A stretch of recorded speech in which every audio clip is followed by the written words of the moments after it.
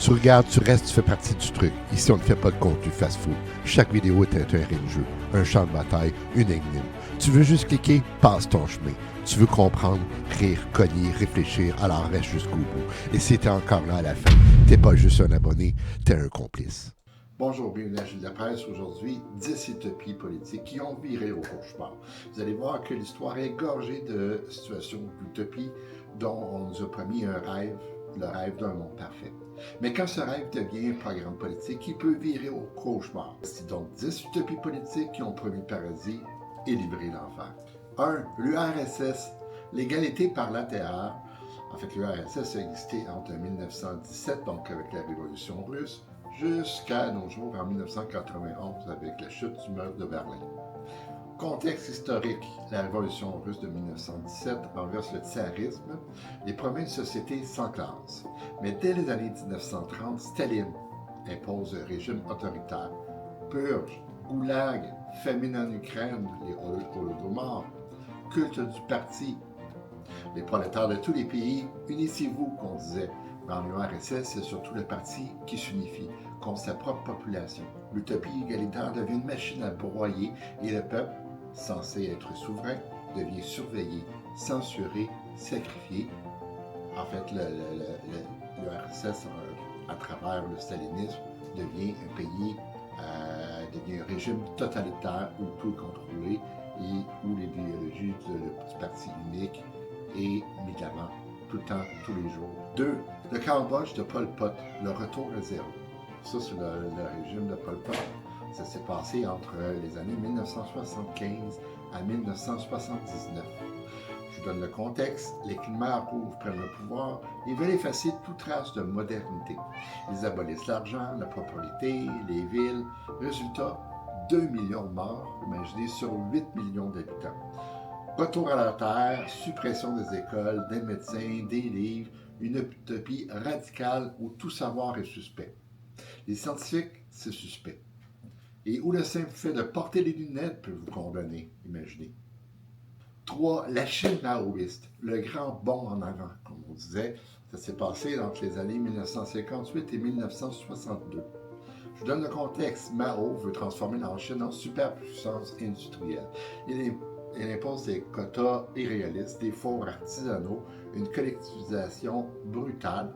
La famine tue à ce moment-là entre 15 et 45 millions de personnes.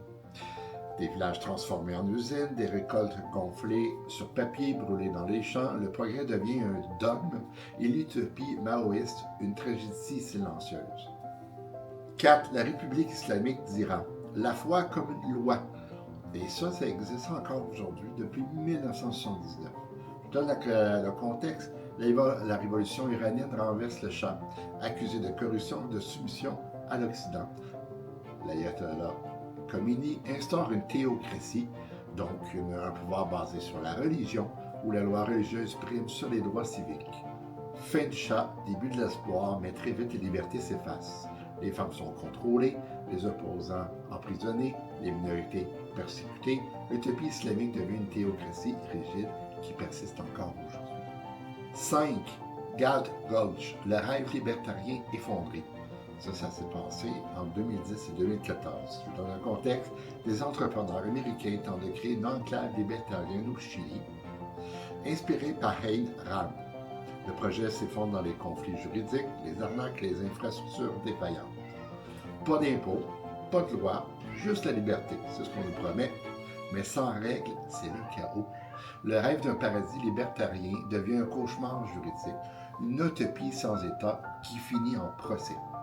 6. Johnstown, la communauté de la mort. Les années 1974 à 1978. Je vous donne le contexte. Jim Jones fonde une communauté socialiste et antiraciste au Guyana. Sous emprise mentale, plus de 900 membres se suicident ou sont tués en 1978 dans l'un des pires drames sectaires de l'histoire. On nous promet une communauté égalitaire, solidaire, isolée, mais le rêve devient un culte et le culte devient un massacre littéralement. L'utopie communautaire devient un enfer sectaire. 7. Le nazisme, utopie raciale. 1933-1945. Le contexte, Hitler promet un Reich millénaire, une société pure, la race aryenne, ordonnée, puissante, mais cette utopie repose sur l'exclusion, la haine et l'extermination. Camp, génocide, guerre mondiale. Le rêve d'un ordre parfait, mais fondé sur la destruction de l'ordre. Le nazisme transforme l'utopie en cauchemar absolu et l'Europe en champ de ruines. Résultat, 6 millions de Juifs qui ont été exportés et exterminés. 8. Le futurisme fasciste. Entre 1909 et 1945, le contexte, le mouvement futuriste glorifie la vitesse, la guerre, la modernité. Il inspire Mussolini, qui en fait une esthétique du pouvoir. L'art devient propagande, la brutalité devient vertu. La guerre est l'hygiène du monde, dit-on. Le futurisme rêve d'un homme nouveau, mais ce rêve accouche du fascisme en Italie, éventuellement en Allemagne. Quand l'art devient l'arme, l'utopie devient la dictature. 9. Le transhumanisme sans limite. Ça, c'est tout le 21e siècle. Je vous donne le contexte. Le transhumanisme, c'est quoi? C'est un promet humain augmenté, immortel, fusionné à la machine.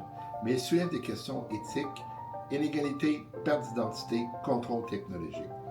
On va vaincre la mort, dit-on, mais à quel prix? Qui contrôle la technologie? Qui reste humain? L'utopie transhumaniste pourrait bien devenir une société à deux vitesses. D'une part, les augmenter et d'autre part, les obsolètes. 10. Le techno-optimisme des géants du numérique. Ça a commencé en 2000 et c'est encore présent aujourd'hui. Je vous donne le contexte. Les GAFA promettent un monde connecté, libre, transparent, mais les algorithmes enferment. Les données sont exploitées et la surveillance devient la norme. Et ça se passe maintenant. Connecter le monde, dit-on, mais à quel prix? L'utopie numérique devient une dystopie algorithmique et la liberté est une illusion bien codée. Ça va être à suivre, parce que ça va être quelque chose qui va se poursuivre encore longtemps, tant que les gens ne se réveilleront pas, tant que les gens vont réaliser qu'un algorithme qui le contrôle tous les jours. Ça, c'est la véritable utopie qu'on vit maintenant. Ça va être à surveiller. En conclusion, cette utopie avait un point en commun. Elles voulaient tout réinventer, mais en voulant effacer le passé, elles ont souvent effacé les gens. Ils ont supprimé leur existence, tant psychologiquement que corporellement, physiquement. Le rêve devient cauchemar quand il refuse la contradiction, la nuance, la liberté. Et si la vraie utopie, c'était d'accepter l'imperfection. Tu veux d'autres décryptages comme celui-là? Abonne-toi, commente, partage et surtout, méfie-toi des rêves trop parfaits.